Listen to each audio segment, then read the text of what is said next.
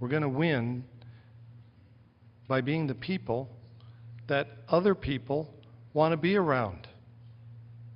That can't be so difficult for a membership organization to understand. We want to have councils, we want to have members, we want to have programs, we want to have families, we want to have marriages that people say, yeah, that's the way I'd like to be. Those are the people I'd like to associate with. This isn't an organization of angry old men yelling on street corners, waving placards, condemning people left and right. There are enough of those kind of people. Society is tired of that.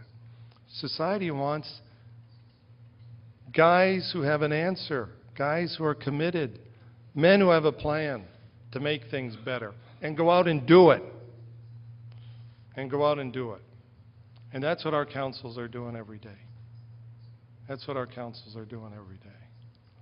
So what we have to do is invite men to come in and join us. Sure, join us on the social activities. Join us for the pancake breakfasts, the spaghetti dinners. That's important. If we're going to raise money for the school or we're going to raise money for the parish roof or whatever the project is, that's great and it's very important. But let's also urge the men of our parishes to come join us when we have a charitable project. Let's be the center. Let's be the active center of every parish's charitable activity. Let's make it the Knights of Columbus, and let's invite the men of our parishes to come join us. How many times have we heard, well, I'd like to join the Knights, but I really don't have, the commitment and time that I can put in. Give us a couple hours every couple of months to help a poor child. Can you do that? And if they say, no, I don't have time for that, then maybe they should make time for that. But I bet you if we get some of these guys involved in some of our tremendous projects, we'll get lots of members. We'll get lots of members because once you've got that person, what the Pope talks about in Deus Caritas as that personally giving of yourself and to see what happens in terms of the gratitude and how you change a life through one of these great charitable programs. You see personally, existentially, it's better to give than to receive. Right? Because you receive something greater than the material gift that you give.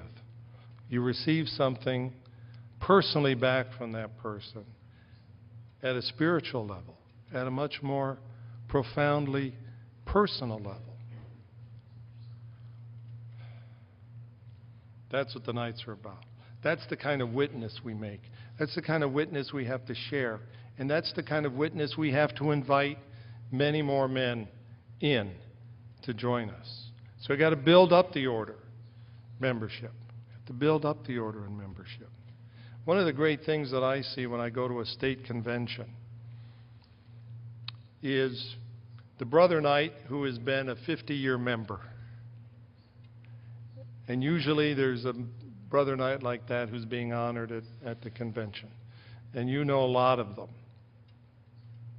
Look at what that Brother Knight has done for 50 years. The tremendous difference he's made, not only in the Knights of Columbus, but in the church, in the communities.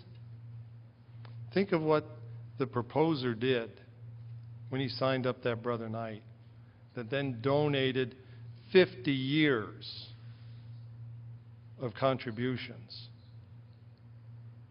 That proposer did a tremendous thing. Like Father McGivney, he probably didn't visualize the thousands of volunteer hours, the thousands of dollars, the tremendous growth in the Knights of Columbus that this one Brother Knight would bring. That's what we're talking about when we're talking about membership. It's not just quotas, also the Circle of Honor, but not just that. It's bringing guys in that are going to make that kind of a tremendous contribution long after we're making a contribution. to the Knights of Columbus. So that's what we really have to think about in terms of membership. It's not just the numbers. It's not just the numbers. It's the multiplying effect